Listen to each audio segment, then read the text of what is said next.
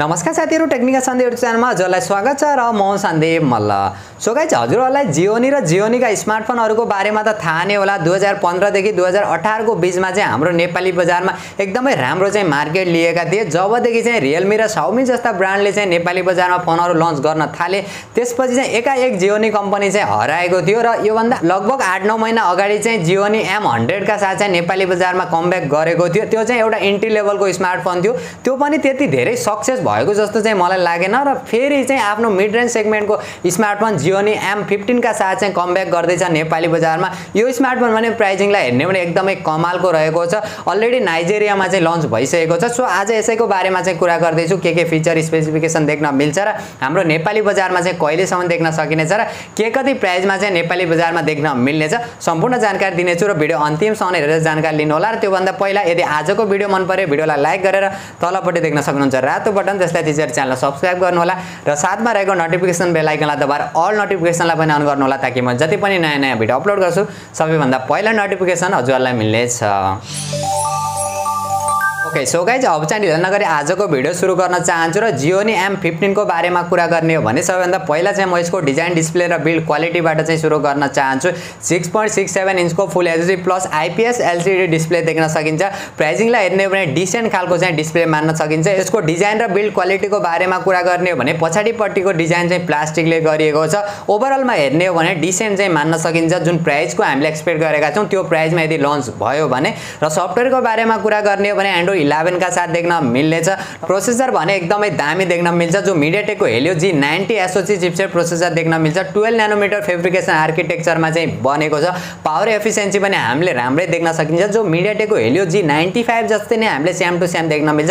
अलिकति केही तलमाथि चाहिँ हुन सक्छ, नभए चाहिँ सेम टु सेम नै परफर्मेन्स देख्न सकिन्छ। गेमिङका लागि पनि राम्रै प्रोसेसर रहेको छ। र सीपीयू को बारेमा कुरा गर्ने हो भने 2 कोर कर्टेक्स A76 र 6 कोर कर्टेक्स A55 को चाहिँ सीपीयू देख्न सकिन्छ। पावर एफिसिएन्सी पनि हामीले राम्रै देख्न सकिनेछ। जुन प्राइसमा नेपाली बजारमा लन्च हुने तयारी गरिरहेको छ र जुन प्राइसमा चाहिँ नाइजेरियामा लन्च भएको छ, त्यो प्राइसिङलाई हेर्ने हो भने गेमिङका लागि चाहिँ एकदमै दामी प्रोसेसर चाहिँ मान्न सकिन्छ। र क्यामेराको बारेमा कुरा गर्ने हो भने जो यसको मेन क्यामेरा चाहिँ 48 मेगापिक्सलको प्राइमेरी सेन्सर देख्न सकिन्छ।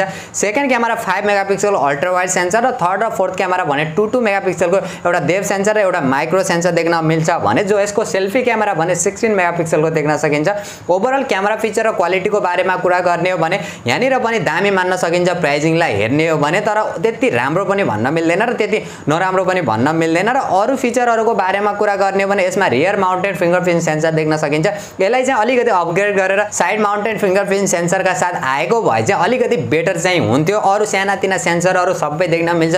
प्रोक्सिमिटी सेन्सर भयो, गाइरोस्कोप भयो, सबै देख्न मिल्छ। 3.5 mm को हेडफोन ज्याक देख्न मिल्छ। ब्याट्रीको बारेमा कुरा गर्ने हो भने 5100 mAh को ब्याट्री देख्न सकिन्छ। 18 वाट को fast charger USB type C port देख्न सकिन्छ। USB टाइप C पोर्ट देख्न मिल्छ या माइक्रो USB पोर्ट देख्न मिल्छ, यहाँनिर चाहिँ अलिकति कन्फ्युजन रहेको छ। अब हेरौँ हाम्रो नेपाली बजारमा लन्च हुँदा चाहिँ USB टाइप C पोर्टका साथ चाहिँ आउनुपर्छ जस्तो चाहिँ मलाई लाग्छ।